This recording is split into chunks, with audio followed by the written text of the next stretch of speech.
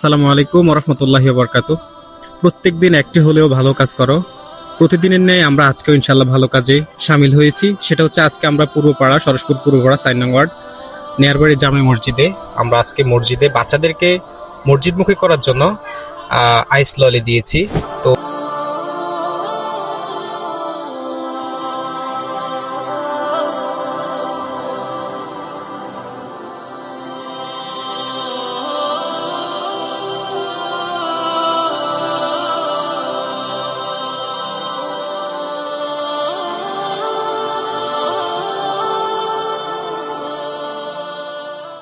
তো তারা অত্যন্ত খুশি এবং তাদেরকে বলে দেওয়া হয়েছে তারা যেন প্রত্যেক দিন 5 ওয়াক্ত নামাজে আসে সামিল হতে পারে এবং প্রতিনিয়ত মসজিদে আসলে এরকম তারা পাবে।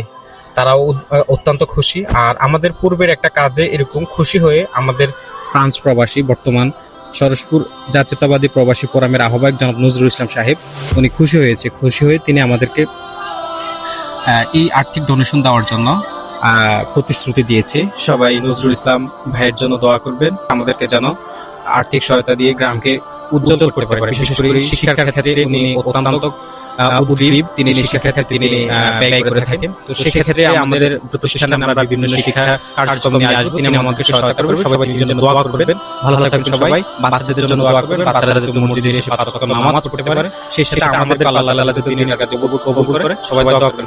ওয়াসসালামু আলাইকুম ওয়া রাহমাতুল্লাহি ওয়া বারাকাতুহু।